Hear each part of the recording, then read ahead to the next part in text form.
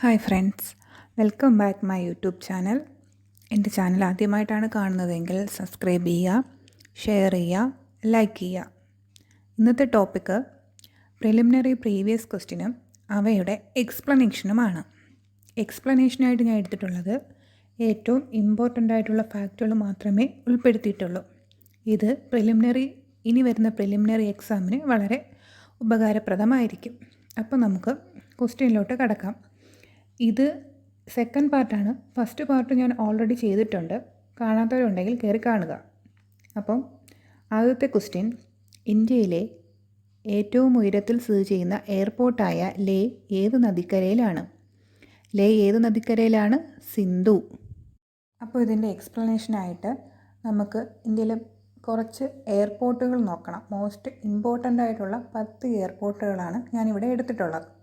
അത് നമുക്ക് എന്തായാലും പഠിച്ചിരിക്കണം. കാരണം സിലബസിൽ ഗതാഗതം എന്ന പാർട്ട് എടുത്തു പറഞ്ഞിട്ടുണ്ട്.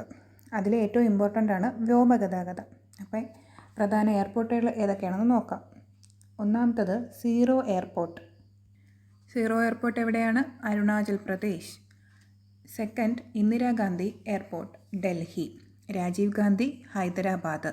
സ്വാമി Vivekananda, Raipur. Veer Savarkar, Port Blair. Shri Satya Sai airport, Puttaparthi. Sardar Vallabhbhai Patel airport, Ahmedabad.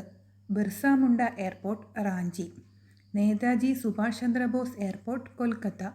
Lal Bahadur Shastri airport, Varanasi. അപ്പോൾ ഒന്നും കൂടെ റിപ്പീറ്റ് ചെയ്യാം.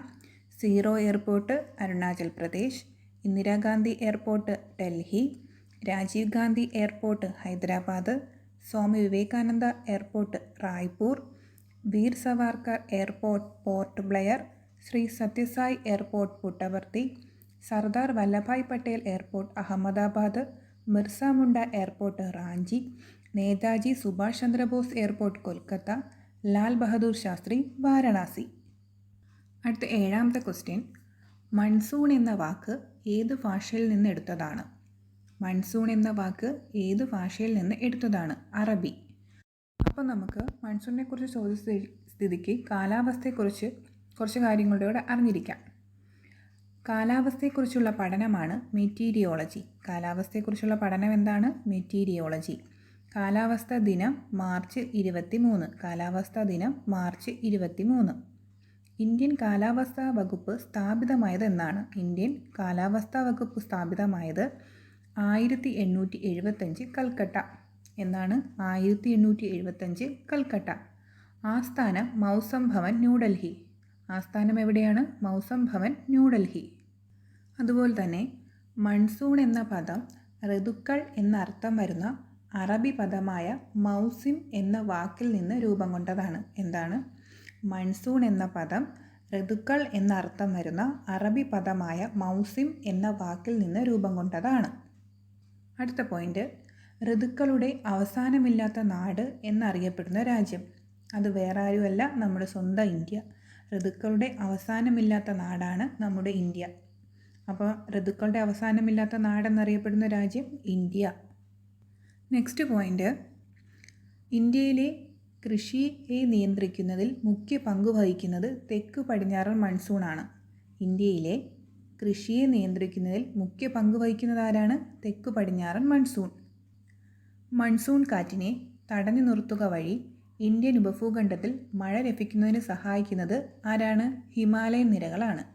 മൺസൂൺ കാറ്റിനെ തടഞ്ഞു നിർത്തുക വഴി ഇന്ത്യൻ ഉപഭൂഖണ്ഡത്തിൽ മഴ ലഭ്യമാക്കുന്നതിന് സഹായിക്കുന്നത് ഹിമാലയൻ നിരകളാണ്. അടുത്ത എട്ടാമത്തെ ക്വസ്റ്റ്യൻ, കാൽ ബൈശാഖി എന്നത് എന്താണ്? കാറ്റ്. കാൽ ബൈശാഖി എന്നത് കാറ്റാണ്. അപ്പോൾ കാൽ ബൈശാഖിയെക്കുറിച്ച് കുറച്ച് പോയിന്റ് നോക്കാം. ഉഷ്ണമേഖലയിലെ പ്രധാന പ്രാദേശിക കാറ്റുകളിലൊന്നാണ് കാൽ ബൈശാഖി എന്നറിയപ്പെടുന്നത്. ഉഷ്ണമേഖലയിലെ പ്രധാന പ്രാദേശിക കാറ്റുകളിൽ ഒന്ന്. ആസാം, ബംഗാൾ എന്നിവിടങ്ങളിൽ ഉണ്ടാകുന്ന കാറ്റോടു കൂടിയ മഴ അല്ലെങ്കിൽ പേമാരിയാണ് കാൽ ബൈശാഖി. ആസാം, ബംഗാൾ എന്നിവിടങ്ങളിൽ ഉണ്ടാകുന്ന കാറ്റോടു കൂടിയ മഴ. PSCയുടെ ആൻസർ എപ്പോഴും കാറ്റെന്നായിരിക്കും കൊടുക്കുന്നത് അവർ. കാൽ ബൈശാഖി എന്നത് കാറ്റെന്നാണ് PSC ആൻസർ. പക്ഷേ ആസാം, ബംഗാൾ എന്നിവിടങ്ങളിൽ ഉണ്ടാകുന്ന കാറ്റോടു കൂടിയ മഴ അല്ലെങ്കിൽ പേമാരിയാണ് കാൽ ബൈശാഖി എന്നത്. ഇതിൻ്റെ മറ്റൊരു പേരാണ് നോർവെസ്റ്ററുകൾ. കാൽബൈശാഖിയുടെ മറ്റൊരു പേരാണ് നോർവെസ്റ്ററുകൾ. അസാമിൽ ഇവ ബർദോയി ചില എന്നറിയപ്പെടുന്നു. അസാമിൽ എന്താണ് അറിയപ്പെടുന്നത്? ബർദോയി ചില എന്ന് അറിയപ്പെടുന്നു. അസാമിൽ ബർദോയി ചില. തേയില, ചണം, നെല്ല് എന്നിവയുടെ കൃഷിയെ ഈ കാറ്റോടുകൂടിയ മഴ സഹായിക്കുന്നു. തേയില, ചണം, നെല്ല് എന്നിവയുടെ കൃഷിയെ ഈ കാറ്റോടുകൂടിയ മഴ സഹായിക്കുന്നു. നേരത്തെ പറഞ്ഞു, കാൽബൈശാഖിയുടെ മറ്റൊരു പേരാണ് നോർവെസ്റ്ററുകൾ. നോർവെസ്റ്ററുകൾ ഉണ്ടാകുന്ന സ്ഥലങ്ങളെ തമ്മിൽ ബന്ധിപ്പിച്ച് മാപ്പിൽ വരയ്ക്കുന്ന രേഖയുണ്ട്. അതാണ് ഐസോസെറോണിക്. എന്താണ്? ഐസോസെറോണിക്. നോർവെസ്റ്ററുകൾ ഉണ്ടാകുന്ന സ്ഥലങ്ങളെ തമ്മിൽ ബന്ധിപ്പിച്ച് മാപ്പിൽ വരയ്ക്കുന്ന രേഖയാണ് ഐസോസെറോണിക്. അതുപോലെ മറ്റൊരു പ്രാദേശിക കാറ്റാണ് ലൂ. ലൂ എന്താണ് പേര്? ലൂ. ഇന്ത്യൻ ഉത്തര സമതലങ്ങളിൽ വീശുന്ന വരണ്ട ഉഷ്ണക്കാറ്റാണ് ലൂ. ഇന്ത്യൻ ഉത്തര സമതലങ്ങളിൽ വീശുന്ന വരണ്ട കാറ്റ്. കാറ്റുകൾ ശക്തമായി വീശുന്ന മാസമാണ് മെയ്, ജൂൺ. എന്നാണ് കാറ്റുകൾ ശക്തമായി വീശുന്ന മാസം? മെയ്, ജൂൺ മാസങ്ങളിലാണ് ഏറ്റവും കൂടുതൽ ശക്തമായി വീശുന്ന മാസങ്ങൾ. ലൂ രൂപം കൊള്ളുന്നത് ഇന്ത്യൻ ഉപഭൂഖണ്ഡത്തിലെ മരുഭൂമികളിൽ നിന്നാണ്. എവിടെ നിന്നാണ് രൂപം കൊള്ളുന്നത്? ഇന്ത്യൻ ഉപഭൂഖണ്ഡത്തിലെ മരുഭൂമികളിൽ നിന്ന്. അടുത്ത 9ാമത്തെ ക്വസ്റ്റ്യൻ. അസാമിലെ കാസിരംഗ ദേശീയോദ്യാനം ഏതു മൃഗത്തിന് പ്രസിദ്ധമാണ്? അസാമിലെ കാസിരംഗ ദേശീയോദ്യാനം ഏതു മൃഗത്തിന് പ്രസിദ്ധമാണ്? ഒറ്റക്കൊമ്പൻ കാണ്ടാമൃഗം. അപ്പോൾ പ്രധാന നാഷണൽ പാർക്കുകളും അവ സംരക്ഷിക്കപ്പെടുന്ന മൃഗങ്ങൾ ഏതൊക്കെയാണെന്നും ഇതിൽ നമുക്ക് നോക്കാം. ഒന്നാമത്തെയാണ് ഏഷ്യൻ സിംഹങ്ങൾ സംരക്ഷിക്കപ്പെടുന്ന ഏക ദേശീയോദ്യാനം. ഏഷ്യൻ സിംഹങ്ങൾ സംരക്ഷിക്കപ്പെടുന്ന ഏക ദേശീയോദ്യാനം ഗിർ ദേശീയോദ്യാനം. ഗുജറാത്തിലെ ജുനഗഡ് ജില്ലയിലാണിത് സ്ഥിതി ചെയ്യുന്നത്. ഏഷ്യൻ സിംഹങ്ങൾക്ക് പ്രസിദ്ധമാണ് ഗിർ ദേശീയ ഉദ്യാനം. എവിടെയാണത്? ഗുജറാത്തിലെ ജുനഗഡ് ജില്ലയിൽ.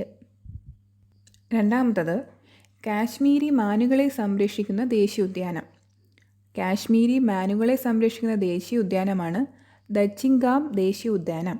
ദച്ചിങ്ഗാം ദേശീയ ഉദ്യാനം കാശ്മീരി മാനുകളെ സംരക്ഷിക്കുന്ന ദേശീയ ഉദ്യാനം.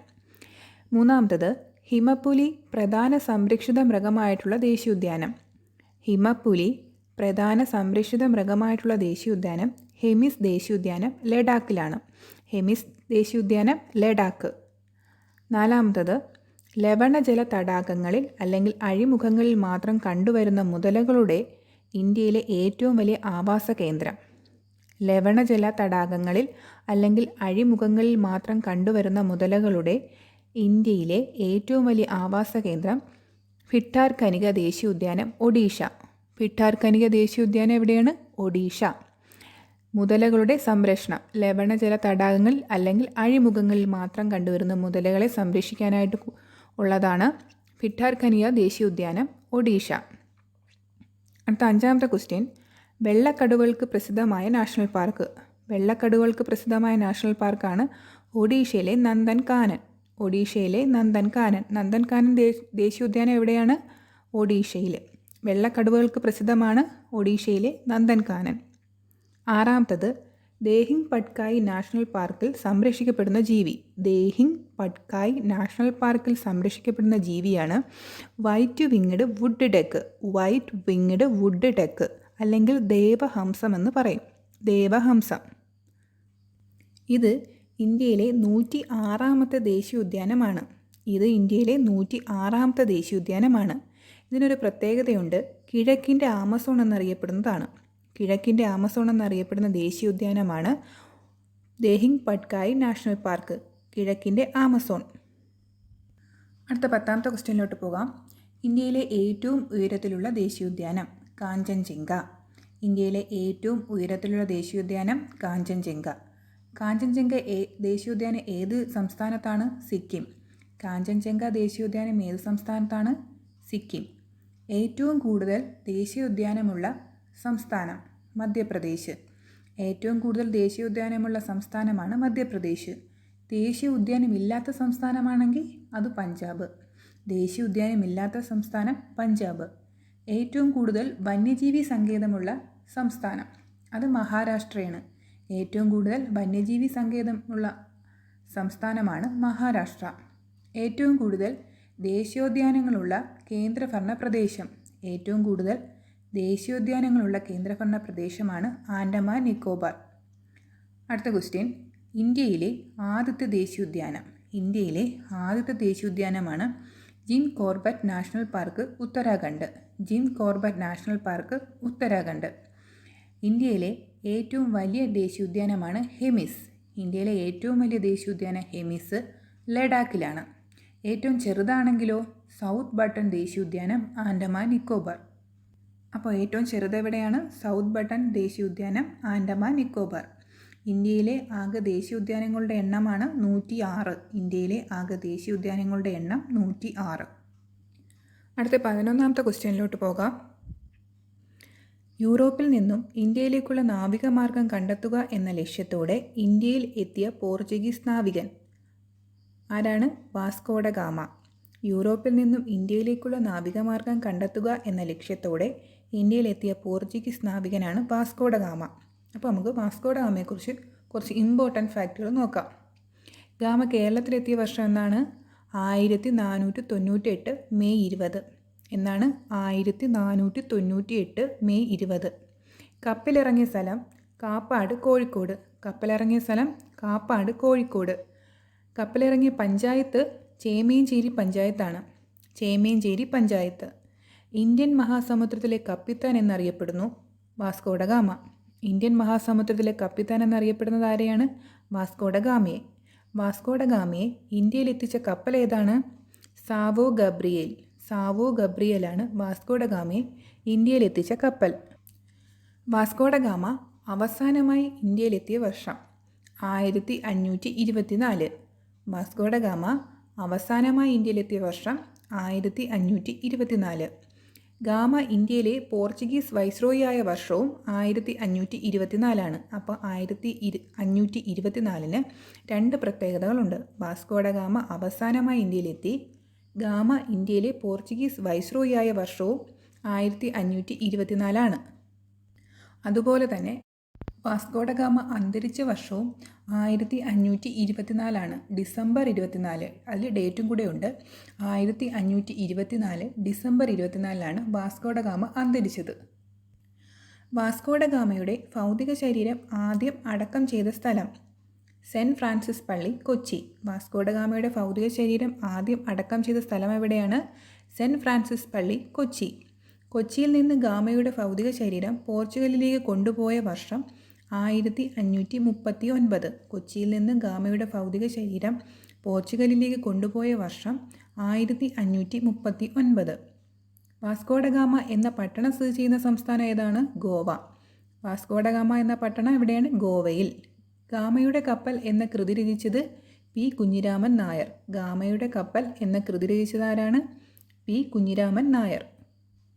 അടുത്ത 12ാമത്തെ ക്വസ്റ്റ്യൻ, ഝാൻസി റാണി വീരമൃത്യു വരിച്ച വർഷം. ഝാൻസി റാണി വീരമൃത്യു വരിച്ച വർഷം 1858. ഡേറ്റ് പറയുകയാണെങ്കിൽ ജൂൺ 18. 1858 ജൂൺ 18. അപ്പോൾ ഝാൻസി റാണിയെക്കുറിച്ച് കുറച്ച് ഇമ്പോർട്ടൻ്റ് ആയിട്ടുള്ള കാര്യങ്ങൾ നോക്കാം. ഇന്ത്യയുടെ ജവാൻ ഓഫ് ആർക്ക് എന്നറിയപ്പെടുന്നു. ഇന്ത്യയുടെ ജവാൻ ഓഫ് ആർക്ക് എന്നറിയപ്പെടുന്നു. ജനനം 1828 നവംബർ 19 വാരണാസിയിൽ. 1828 നവംബർ 19 വാരണാസിയിലാണ് ജനനം. യഥാർത്ഥ പേര് മണികർണികയാണ്. യഥാർത്ഥ പേരെന്താണ്? മണികർണിക. മനുഭായ്, ചബേലി എന്നീ പേരുകളിൽ അറിയപ്പെടുന്നുണ്ട്. മനുഭായ്, ചബേലി എന്നീ പേരുകൾ അറിയപ്പെടുന്നു. ഭർത്താവിൻ്റെ പേരാണ് ഗംഗാധര റാവു. ഭർത്താവിൻ്റെ പേര് ഗംഗാധര റാവു. ദത്തുപുത്രൻ ദാമോദർ റാവു. ദത്തുപുത്രൻ ആരാണ്? ദാമോദർ റാവു. കുതിരയുടെ പേരാണ് ബാദൽ. കുതിരയുടെ പേര് ബാദൽ. ഝാൻസി റാണിയുടെ കുതിരയുടെ പേരാണ് ബാദൽ.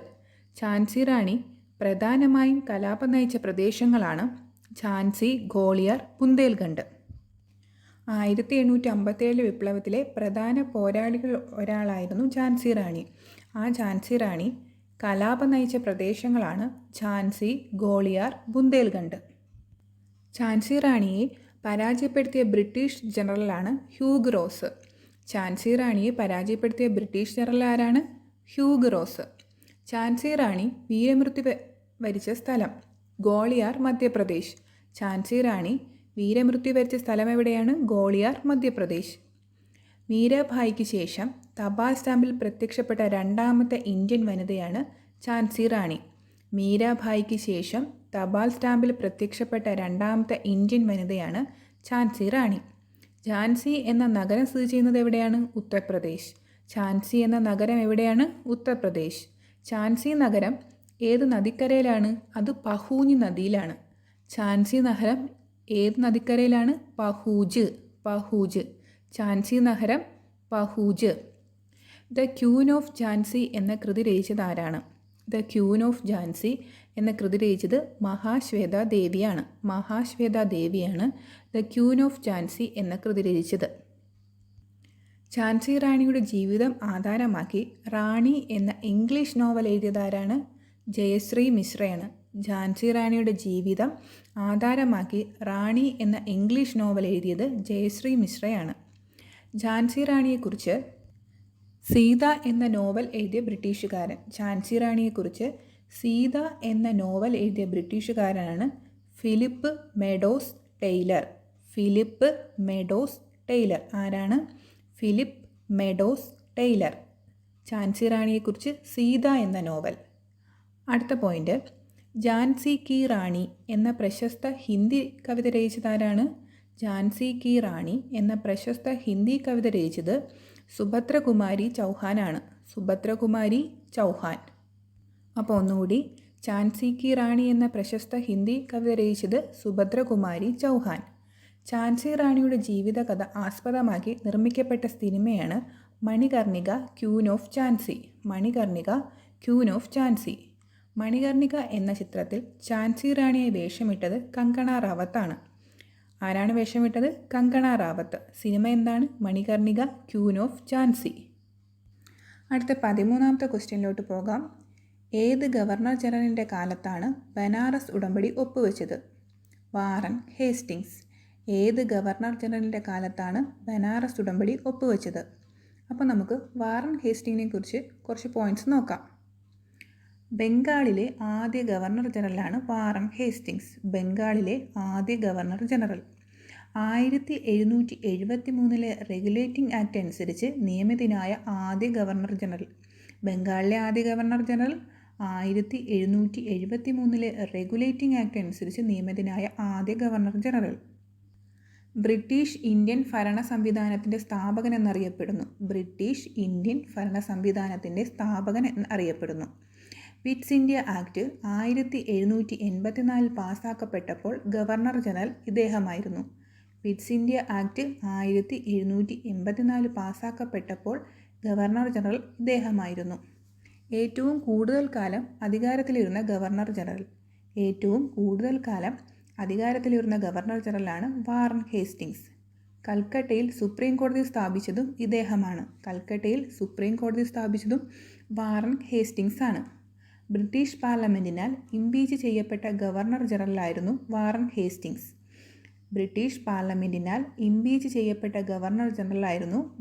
ഹേസ്റ്റിങ്സ്. വാറൻ ഹേസ്റ്റിങ്ങിനെ ഇംപീച്ച് ചെയ്യുന്നതിന് കാരണമാക്കിയ സംഭവമാണ് നന്ദകുമാർ വധം 1775. വാറൻ ഹേസ്റ്റിങ്സിനെ ഇംപീച്ച് ചെയ്യുന്നതിന് കാരണമാക്കിയ സംഭവമാണ് നന്ദകുമാർ വധം 1775. Warren ഹേസ്റ്റിങ്ങിനോടൊപ്പം ഇംപീച്ച്മെൻറ്റിന് വിധേയമാക്കപ്പെട്ട chief justice Elijah ഇംബെ. Warren ഹേസ്റ്റിങ്സിനോടൊപ്പം impeach ചെയ്യപ്പെട്ട chief ജസ്റ്റിസാണ് Elijah ഇംബെ. Next point, Warren ഹേസ്റ്റിങ്ങിൻ്റെ സഹായത്താൽ sir William Jones Asiatic society of Bengal സ്ഥാപിച്ച വർഷം 1784. വാറൻ ഹേസ്റ്റിങ്ങിൻ്റെ സഹായത്താൽ sir William Jones Asiatic society of Bengal സ്ഥാപിച്ചത് 1784. ബംഗാളിൽ ക്വിനൈൻ ഭൂനികുതി വ്യവസ്ഥ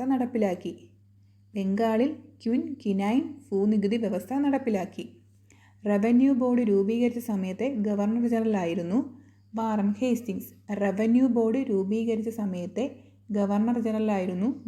ഹേസ്റ്റിങ്സ്. അതുപോലെ തന്നെ കൊൽക്കത്ത മദ്രസ സ്ഥാപിച്ചു. ഇതൊക്കെയാണ് വാറൻ ഹേസ്റ്റിങ്ങിനെ കുറിച്ചുള്ള പ്രധാന പോയിന്റുകൾ. അടുത്ത 14ാമത്തെ ക്വസ്റ്റ്യൻ, ഇന്ത്യയുടെ മതസാമൂഹിക പരിഷ്കരണ രംഗത്ത് ഏറ്റവും കൂടുതൽ സംഭാവന അർപ്പിച്ച പ്രസ്ഥാനം. ഇന്ത്യയുടെ മതസാമൂഹിക പരിഷ്കരണ രംഗത്ത് ഏറ്റവും കൂടുതൽ സംഭാവന അർപ്പിച്ച പ്രസ്ഥാനം ബ്രഹ്മസമാജം. എന്താണ് ബ്രഹ്മസമാജം? 15ാമത്തെ ക്വസ്റ്റ്യൻ, ഏതു വർഷമാണ് ആത്മീയ സഭ രൂപീകരിച്ചത്? 1815. ഏതു വർഷമാണ് ആത്മീയ സഭ രൂപീകരിച്ചത്? 1815. രണ്ട് ക്വസ്റ്റ്യൻ്റെയും എക്സ്പ്ലനേഷൻ ഒന്ന് തന്നെ ആയതുകൊണ്ടാണ് ക്വസ്റ്റ്യൻ ഒരുമിച്ചിട്ടത്. അപ്പോൾ രണ്ടും എന്തൊക്കെയാണെന്ന് നോക്കാം. ഇന്ത്യയുടെ മതസാമൂഹിക പരിഷ്കരണ രംഗത്ത് ഏറ്റവും സംഭാവന അർപ്പിച്ച പ്രസ്ഥാനമായിരുന്നു ബ്രഹ്മസമാജം. അതുപോലെ തന്നെ ആത്മീയ സഭയും ബ്രഹ്മസമാജവും സ്ഥാപിച്ചത് ഒരാളാണ്. ആരാണ്? രാജാറാം മോഹൻ റോയ്. ആത്മീയ സഭയും ബ്രഹ്മസമാജവും സ്ഥാപിച്ചത് രാജാറാം മോഹൻ റോയ്. ബ്രഹ്മസമാജം സ്ഥാപിച്ച വർഷം 1828 ഓഗസ്റ്റ് 20 എന്നാണ്. 1828 ഓഗസ്റ്റ് 20 ബ്രഹ്മസമാജം സ്ഥാപിച്ചത്. സ്ഥാപിച്ച സ്ഥലം കൊൽക്കത്ത. ബ്രഹ്മസമാജത്തിൻ്റെ ആദ്യ സെക്രട്ടറി താരാചന്ദ് ചക്രവർത്തി ആയിരുന്നു. ആദ്യ സെക്രട്ടറി ആരായിരുന്നു? താരാചന്ദ് ചക്രവർത്തി. 1828 ബ്രഹ്മസഭ എന്ന പേരിൽ നിന്ന് 1830 മുതൽ ബ്രഹ്മസമാജം എന്ന പേരിൽ അറിയപ്പെടാൻ തുടങ്ങി. അപ്പോൾ 1828 ഇത് രൂപീകരിച്ചപ്പോൾ പേര് ബ്രഹ്മസഭ എന്നായിരുന്നു. 1830 മുതൽ ബ്രഹ്മസമാജം എന്ന പേരിൽ അറിയാൻ തുടങ്ങി. ബ്രഹ്മസമാജം 1866 രണ്ടായി തിരിഞ്ഞു. ബ്രഹ്മസമാജം 1866 രണ്ടായി തിരിഞ്ഞു. ആദ്യ ബ്രഹ്മസമാജ് എന്നും ഭാരതീയ ബ്രഹ്മസമാജ് എന്നും രണ്ടായിട്ട് തിരിഞ്ഞ എന്നാണ് 1866. ആദ്യ ബ്രഹ്മസമാജും ഭാരതീയ ബ്രഹ്മസമാജ്. ആദ്യ ബ്രഹ്മസമാജത്തിന് നേതൃത്വം നൽകിയ ആളാണ് ദേബേന്ദ്രനാഥ ടാഗോർ. ആദ്യ ബ്രഹ്മസമാജത്തിന് നേതൃത്വം നൽകിയ ആളാണ് ദേബേന്ദ്രനാഥ ടാഗോർ. ഭാരതീയ ബ്രഹ്മസമാജത്തിന് നേതൃത്വം നൽകിയതാണ് കേശവചന്ദ്ര സെൻ. ഭാരതീയ ബ്രഹ്മസമാജത്തിന് നേതൃത്വം നൽകിയത് കേശവചന്ദ്ര സെൻ. കേരളത്തിൽ ബ്രഹ്മസമാജത്തിൻ്റെ പ്രചാരണത്തിന് നേതൃത്വം നൽകിയത് അയ്യാത്തൻ ഗോപാലനായിരുന്നു. കേരളത്തിൽ ബ്രഹ്മസമാജത്തിൻ്റെ പ്രചാരണത്തിന് നേതൃത്വം നൽകിയത് അയ്യാത്താൻ ഗോപാലനായിരുന്നു. അടുത്തത് രാജാറാം മോഹൻ റോയെക്കുറിച്ച് കുറച്ച് ഇമ്പോർട്ടൻ്റ് ആയിട്ടുള്ള ഫാക്റ്റുകൾ നോക്കാം. ഇന്ത്യൻ നവോത്ഥാനത്തിൻ്റെ പിതാവാണ് രാജാറാം മോഹൻ റോയ്. ഇന്ത്യൻ നവോത്ഥാനത്തിൻ്റെ പിതാവ്, ഇന്ത്യൻ ദേശീയതയുടെ പ്രവാചകൻ, ഇന്ത്യൻ ദേശീയ പത്രപ്രവർത്തനത്തിൻ്റെ സ്ഥാപകൻ, ഇന്ത്യൻ സമൂഹത്തിൻ്റെ ആധുനികവൽക്കരണത്തിനായി വാദിച്ച ആദ്യ വ്യക്തി. എന്തൊക്കെയാണ്? ഇന്ത്യൻ നവോത്ഥാനത്തിൻ്റെ പിതാവ്, ഇന്ത്യൻ ദേശീയതയുടെ പ്രവാചകൻ, ഇന്ത്യൻ ദേശീയ പത്രപ്രവർത്തനത്തിൻ്റെ സ്ഥാപകൻ, ഇന്ത്യൻ സമൂഹത്തിൻ്റെ ആധുനികവൽക്കരണത്തിനായി വാദിച്ച ആദ്യ വ്യക്തി. ഒരൊറ്റ ഇന്ത്യൻ സമൂഹം എന്ന ആശയം പ്രചരിപ്പിച്ച വ്യക്തി. ഒരൊറ്റ ഇന്ത്യൻ സമൂഹം എന്ന ആശയം പ്രചരിപ്പിച്ച വ്യക്തി. സ്ത്രീകളുടെ പദവി ഉയർത്തുന്നതിനായി അവർക്ക് സ്വത്തിനുമേൽ അവകാശം നൽകണമെന്ന് അഭിപ്രായപ്പെട്ട വ്യക്തി. സ്ത്രീകളുടെ പദവി ഉയർത്തുന്നതിനായി അവർക്ക് സ്വത്തിനുമേൽ അവകാശം നൽകണമെന്ന് അഭിപ്രായപ്പെട്ട വ്യക്തി. രാജാറാം മോഹൻ റോയുടെ ശ്രമഫലമായി 1829 ഡിസംബർ 4 എന്നാണ്. 1829 ഡിസംബർ 4 സതി നിയമം മൂലം നിരോധിച്ചു. William Bentinck. രാജാറാം മോഹൻ റോയുടെ ശ്രമഫലമായി 1829 ഡിസംബർ 4 സതി നിയമം മൂലം നിരോധിച്ചു. വില്യം ബെൻഡിക്കാണ് നിരോധിച്ചത്. Sati regulation act 17 AD 1829 of Bengal code എന്ന നിയമം അനുസരിച്ചാണ് സതി നിർത്തലാക്കിയത്. Sati regulation act 17 AD 1829 of Bengal code. Rajaram Mohan റോയ്ക്ക് രാജ എന്ന ബഹുമതി നൽകിയ മുഗൾ രാജാവാണ് അക്ബർ ഷാ സെക്കൻഡ്. രാജാറാം മോഹൻ റോയ്ക്ക് രാജ എന്ന ബഹുമതി നൽകിയ മുഗൾ രാജാവാണ് അക്ബർ ഷാ സെക്കൻഡ്. ഇന്ത്യൻ നവോത്ഥാനത്തിൻ്റെ പിതാവ് എന്ന് രാജാറാം മോഹൻ റോയെ വിശേഷിപ്പിച്ചത് രവീന്ദ്രനാഥ ടാഗോറാണ്. അപ്പോൾ രവീന്ദ്രനാഥ ടാഗോറാണ് ഇന്ത്യൻ നവോത്ഥാനത്തിൻ്റെ പിതാവെന്ന് രാജാറാം മോഹൻ റോയെ വിശേഷിപ്പിച്ചത്. ഇന്ത്യൻ മത പുനരുദ്ധാരണത്തിൻ്റെ അപ്പോസ്തലൻ എന്ന് രാജാറാം മോഹൻ റോയെ വിശേഷിപ്പിച്ച വ്യക്തിയാണ് സുഭാഷ് ചന്ദ്രബോസ്. ഇന്ത്യൻ മത പുനരുദ്ധാരണത്തിൻ്റെ അപ്പോസ്തലൻ എന്ന് രാജാറാം മോഹൻ റോയെ വിശേഷിപ്പിച്ച വ്യക്തിയാണ് സുഭാഷ് ചന്ദ്രബോസ്. രാജാറാം മോഹൻ റോയ് ബംഗാളി ഭാഷയിൽ ആരംഭിച്ച പത്രമാണ് സമ്പദ് കൗമുദി. രാജാറാം മോഹൻ റോയ് ബംഗാളി ഭാഷയിൽ ആരംഭിച്ച പത്രമാണ് സമ്പദ് കൗമുദി. വർഷം 1829. ബംഗാളി ഭാഷാ പത്രമാണ് സമ്പദ് കൗമുദി. 1829. രാജാറാം മോഹൻ റോയ് പേർഷ്യൻ ഭാഷയിൽ ആരംഭിച്ച പത്രമാണ് മിറാത്ത് ഉൽ അക്ബർ. മിറാത്ത് ഉൽ അക്ബർ. 1822 വർഷം. രാജാറാം മോഹൻ റോയ് പേർഷ്യൻ ഭാഷയിൽ ആരംഭിച്ച പത്രമാണ് മിറാത്ത് ഉൽ അക്ബർ. 1822. രാജാറാം മോഹൻ റോയ് ആരംഭിച്ച പ്രസിദ്ധീകരണം ബംഗദൂത്. രാജാറാം മോഹൻ റോയ് ആരംഭിച്ച പ്രസിദ്ധീകരണമാണ് ബംഗദൂത്. 1829. ബംഗദൂത് എന്നാണ് നിലവിൽ വന്നത്. 1829. അടുത്തത് രാജാറാം മോഹൻ റോയ് വേദാന്ത കോളേജ് സ്ഥാപിച്ചത് 1825. വേദാന്ത കോളേജ് എന്നാണ് സ്ഥാപിച്ചത്. 1825. ഹിന്ദു മുസ്ലിം മിശ്ര സംസ്കാരത്തിൻ്റെ സന്താനം എന്നറിയപ്പെട്ടു. ഹിന്ദു മുസ്ലിം മിശ്ര സംസ്കാരത്തിൻ്റെ സന്താനം എന്നറിയപ്പെട്ടു. ഹിന്ദു മുസ്ലിം മിശ്ര സംസ്കാരത്തിൻ്റെ സന്താനം എന്നറിയപ്പെട്ടു.